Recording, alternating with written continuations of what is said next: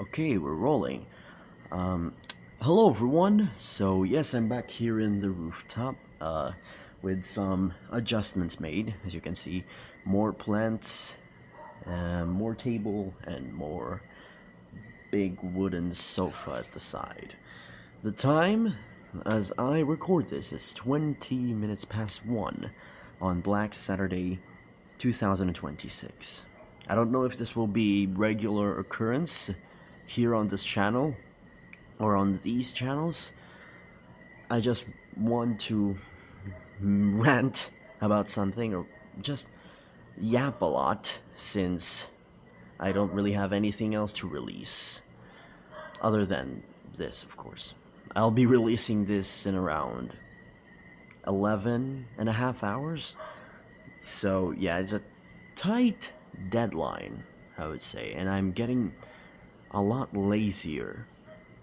Like, like I have a mic. I usually use my phone as a microphone, but I don't even do that anymore. Like, you can hear the reverb, you can hear how not great is the quality of this video is. Like, look at me, I'm so near to the camera. You don't realize just how near I actually am on the camera, because in your perspective I'm like a decent distance away from the camera. Like, this looks like a meter or two, or half a meter, but no, this is like really close.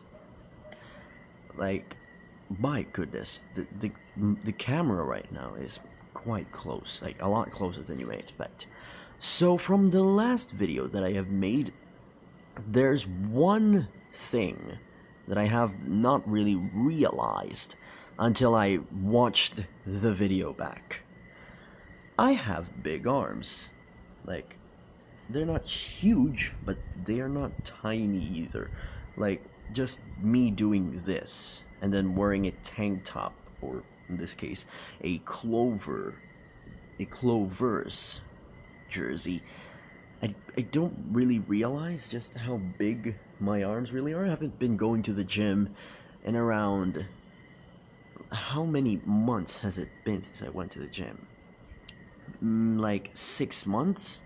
Yeah, it's been at least half a year since I last went to the gym, which is quite long, I would say, in terms of keeping this muscle mass.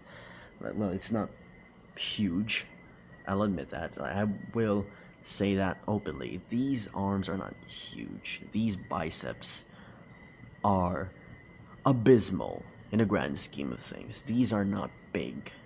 Some would say it's small. But when I watch the video back, when I watched the video back from my last upload, from my last video, like, I was like, damn, my arms are huge. Well, not really huge, I'm exaggerating. But they are big. They're not tiny. Like, okay, I will watch myself. Okay, look. Look at me tense up, look. Just, yeah, it's covered by the shadow of my arm, but I think you can see just how big it could get. But anyways, enough about the flexing or whatnot. There's some news that I have missed, including some developments on the Iran war. Well, the US-Israel war against Iran. I will ask Google Gemini. Let's see, updates from the Iran war. I have also heard the breaking news that the U.S. Attorney General, Pam Bondi, has been fired by President Donald Trump, which is, if you just think about it, really big. That's a quite huge development, like even bigger than these arms. Like, the Attorney General was the one behind the release of the Epstein files, which, as you may or may not know, are this files are these files, photos, and videos of records that have been kept, that have been preserved by the late notorious sex trafficker Jeffrey Epstein. And those files were just a lot. That's not even the full release of the files. A lot of them have been redacted as well, but there have been loopholes that have been found to see the text in those redacted files. Like, you just copy the redacted text, then you paste it somewhere else, like Google Docs, Microsoft Word, or any piece of software that can put text in it. And then boom, you see the full unredacted text. Anyways, I have now these updates. There's Operation Roaring Lion, or Epic Fury. I think those are two different operations carried out by Israel and the US respectively. The IDF and US forces have continued a, quote, precision campaign to dismantle Iran's ballistic missile infrastructure. On April 2nd, a strike in the Kermanshah area reportedly eliminated the commander of Iran's Central Ballistic Missile Unit, Makram Atimi. The April 6th deadline. The Trump administration has issued a final warning that the U.S. will conduct extensive attacks on Iranian energy sites if the Strait of Hormuz is not reopened by April 6th. That's just 2 days from now, or 3, depending on the time zone. Despite U.S. claims that the threat is, and I quote, nearly eliminated, Iran and its regional proxies have continued to launch missiles and drone salvos. Recent strikes have hit northern Iran, Tel Aviv, and Bnei Brak, and triggered interceptions by Saudi Arabian air defenses. UN Secretary General Antonio Guterres has warned of a wider war and called for an immediate ceasefire. However, Iran remains defiant, reportedly demanding reparations and control over the strait as conditions for any dialogue. So, yeah, a lot has happened. And the effects of the Iran war are immense. Every single country is going through yet another cost of living crisis. Because, especially here in the Philippines, we get our oil from the Middle East. And that oil passes through the Strait of Hormuz, which is both tiny in terms of straits and bodies of water, and incredibly important in terms of the surrounding nations and the resources of those surrounding nations. So, even here in the Philippines, where it is thousands of kilometers away from the Middle East, we are being hit heavily from this sort of war that is actually unprovoked. Like, President Donald Trump really just wanted to score political points from this war, and it has backfired immensely. The war, or the action that President Trump took, backfired miserably. It was not great from the start. It really should end now, and no one is a winner in this process. Everyone lost. The US, Iran, the Middle East in general, and the entire world. The entire world suffered because of this war. Not ideal. Yeah, it's definitely not an ideal way to deal with things.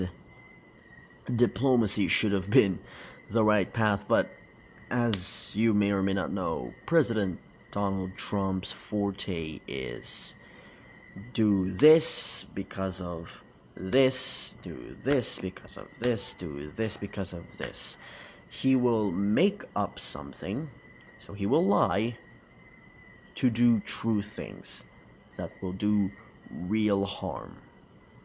This is a pattern that has already been witnessed in Trump's first term from 2017 until 2021, and for some reason, no one learned their lesson.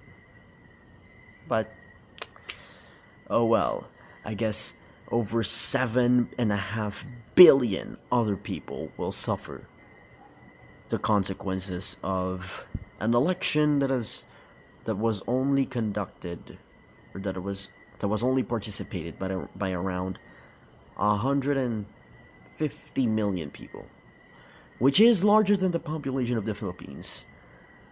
But then again, like, the US presidential election is watched by the entire world. Like, if you think about the ways of governance, like just how that nation, or like how that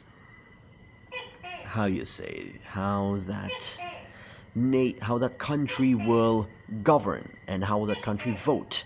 Like, the US currently has an electoral system to vote for the president using first past the post and then the electoral college, which is why there are only 2 candidates. Any other candidate that will participate in the presidential election is considered a spoiler, and because of quirks of the electoral college and first past the post, the other side wins. So, yeah. Not great. But anyways, back to my what if. If the US implemented ranked choice voting for its president and vice president, whether elected jointly or separately, and then implemented single transferable vote, and then implemented compulsory voting, then moved their election day to a Saturday, maybe even Sunday, or even a Monday on a holiday, maybe even a Tuesday on a holiday. Or who knows, just any day of the week that is also a public or national holiday, or federal holiday. Then implemented a compulsory voting, aggressive voter education, lowering the voting age to 16, all of that, radical reforms to the US electoral and political system. The US president will remain the most powerful man in the world because of all of its resources, wealth, population, and influence. Even if the US shifted to a parliamentary system, the prime minister of that country will be the most powerful man on earth. Like, we have here in the Philippines, we use the same system as the US, except for the electoral college thing. We use first past the post, full stop. And yeah, our president is really powerful. He also has the power, or the ability to implement executive orders. But then again, he's only the most powerful man in the country, not in the world. We don't really have a lot of influence. We're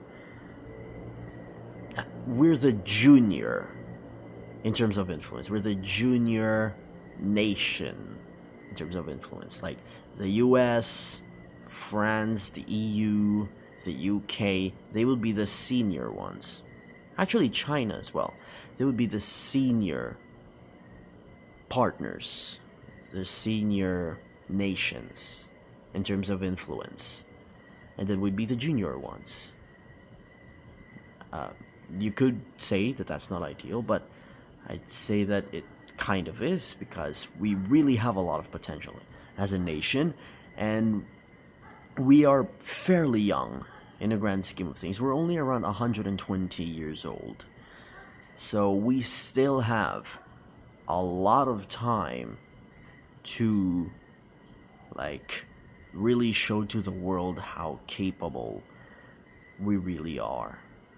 We just need to fix our electoral and political systems first, and also make drastic changes to our culture.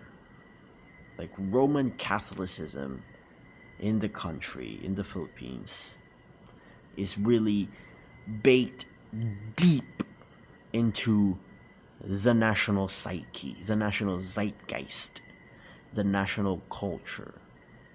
Like, we should tone it down a bit, since since us as millennials and Gen Zs and Gen Alphas now have the upper hand now, since we're the most populous demographic in the country.